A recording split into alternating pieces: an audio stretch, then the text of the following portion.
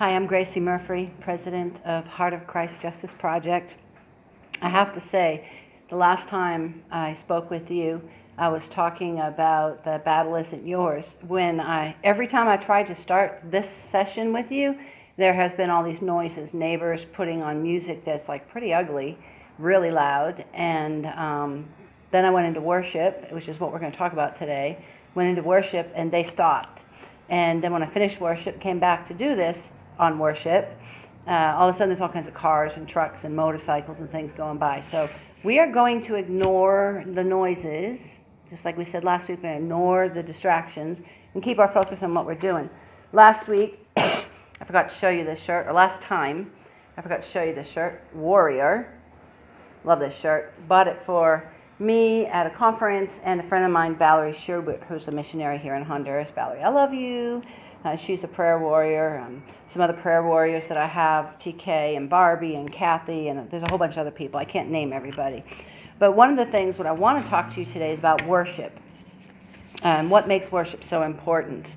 In Psalm 16:11, it says, links joy and worship together. Only in his presence through worship is there fullness of joy. So whatever attack you're under, I want to say to you right now, if you're under attack, stop everything, go into your prayer closet, put on worship music, and stay there. Worshiping the Lord, that's the place where God promises to meet us. I've got a note here from a blog called Nan's Corner, Why Worship is So Important. And she says, worship is the place that God promises to meet us because worship is something that is done on the inside in our spirit. As Jesus tells us in John 4:23-24, the true worshiper shall worship the Father in spirit and in truth. Worshiping the Lord then means coming into his presence, adoring, praising, and loving him in the same nature as he in the spirit. When we were talking about keeping your focus on what you need to be doing and not on the problems that are around you, I find and have found that prayer and worship is the biggest tool that we can have. And I'll be talking about prayer in the next session if we have enough time in this session and don't make this a double session. But she goes on and says that God doesn't need our worship. He is seeking those who are worshipers.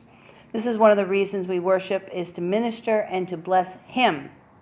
Worship at this time, we forget about ourselves, concentrate on Christ, and experience his presence. She says worship is the key to God's presence. It's what brings us intimacy with the Father. For me, when I go into worship, I enter the throne room. I enter into his presence.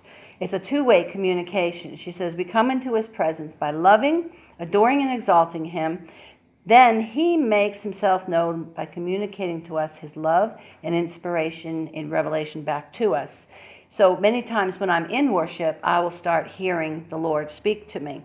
And this daily communication, this is a key point. A lot of people think about what it's like when you're in worship at church, like, oh, that worship was so good. We need to have that every day, and it doesn't matter if you're alone. Every day, I try every single day, and I make it about 97% of the time, a little bit less when I'm traveling because it's hard in hotel rooms and in people's houses. But every day from 7 o'clock to 8 o'clock, and it could be 7:15 to 8:15 or 7:30 to 8:30, but every morning, and on weekends it's different, it's a little later, but I always do it, an hour with the Lord with worship. I have like this list of songs I'm going to share with you a couple. Oh, I forgot to tell you. This photo here is one of my favorites. Let me read what it says. Be the kind of woman or person, here we come, here's our warrior shirt again, warrior. Be the kind of woman that when your feet hit the floor every morning, the devil says, oh no, she's up. Now I know that sounds crazy, but the thing is I find that most of the time I don't even have to pray to ask God for what I need because it says he will provide all my needs according to his riches and glory. I find that if I go into worship with him every day, there's a communing with him, there's a time with him. You know, to get to know somebody, you need to spend time with them. And that could be quiet time sitting with the Lord. But worship is so important. Worship is like one of the steps in I've seen people who give steps to what prayer is. But I can guarantee you, and I want to test you on this, like I tested you before, you know, when God said, prove me now by this and tithing. I want to tell you right now, and it looks like we are going to have a 2-part series on this, but I guarantee you that if you go into the prayer room and you turn on the music and you worship. Now, you'll say, well, I worship all day, I sing songs all day. No, that's not what I'm talking about. I'm talking about everything, every part of you. You know, when you're singing, you're just worshiping out to Him fully. And it doesn't matter if people can hear you. I've learned to do it while the housekeeper is cleaning the office, because this spot right here, what you see, is where I pray every day. This is the power seat of the ministry, and this is where I pray every day. The guard hears it today. He was telling me that he likes the music, but he didn't understand it in English. And I went, and when we had the music from the neighbors, I went and found all the songs in Spanish.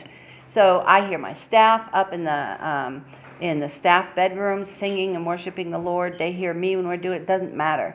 You know, we watch the children, the other staff, and the woman in the refuge praying and circle on the cameras. You know, doesn't matter if anybody sees you. Who cares?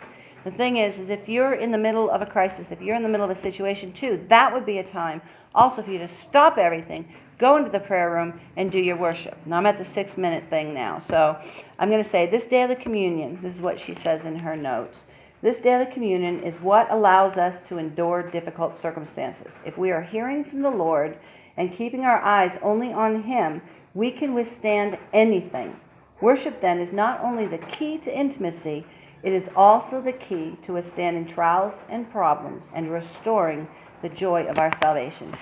I guarantee you, if you go into your prayer room and you put the worship on as loud as you can and you sing as loud as you can, talking to Him, and you could start with 4 songs. My husband jokes that sometimes when I'm going through trials or the ministry's going through trials, I'll go into the prayer room and I'll be there for 6 hours. I won't come out until the Spirit releases me. But most of the time, it's an hour a day, and it could be 45 minutes, could be an hour and 10, hour and a half, hour and 15, 55 minutes, whatever. But every single day, I start the day with prayer and worship, and I pray during that worship time too. So we're at the end of our time for today, so I'm going to do this again and continue with the lesson. So God bless you. Don't forget to hit the like button. Please also hit the share button and share this with somebody. And also, if you aren't already following us, please hit the follow button so you can continue to receive these messages.